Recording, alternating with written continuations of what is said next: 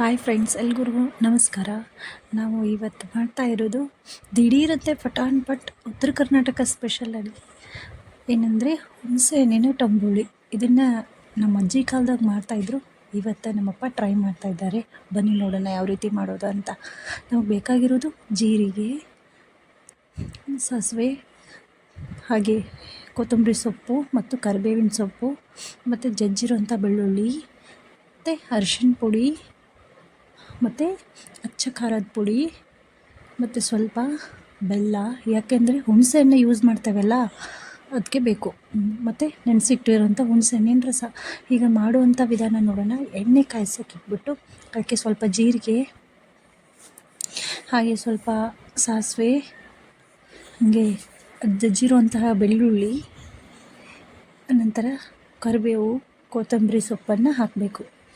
ಒಂದು ಸ್ವಲ್ಪ ಬಾಯ್ಲ್ ಆಗಬೇಕು. ಆಮೇಲೆ ಅರಿಶಿನ ಪುಡಿ, ಆನಂತರ ಅರಿಶಿನ ಪುಡಿ ಹಾಕಿಬಿಟ್ಟು ಆಮೇಲೆ ಅಚ್ಚ ಖಾರದ ಪುಡಿ. ಅಚ್ಚ ಖಾರದ ಪುಡಿ ಹಾಕಿದ್ಮೇಲೆ ಜಾಸ್ತಿ ಹೊತ್ತು ಬಿಡಬಾರ್ದು, ಯಾಕಂದರೆ ಖಾರ ಎಲ್ಲ ಸೀದೋಗ್ಬಿಡುತ್ತೆ. ಅದಕ್ಕೆ ಜಾಸ್ತಿ ಹೊತ್ತು ಬಿಡಬಾರ್ದು. ಆಮೇಲೆ ನೆನೆಸಿಟ್ಟಿರೋಂಥ ಹುಣಸೆ ಹಣ್ಣಿನ ರಸ ಇರುತ್ತಲ್ವ, ಅದನ್ನ ಅದಕ್ಕೆ ಆ್ಯಡ್ ಮಾಡಬೇಕು. ಆ್ಯಡ್ ಮಾಡಿ ಒಂದು 2 to 3-4 ಮಿನಿಟ್ಸ್ ಸ್ವಲ್ಪ ಬಾಯ್ಲ್ ಮಾಡಬೇಕು. ಬಾಯ್ಲ್ ಮಾಡಿದ ತಕ್ಷಣ ಇದು ಎಲ್ಲ ಒಂದು ಸ್ವಲ್ಪ ನೀರು ಹಾಕಬೇಕು.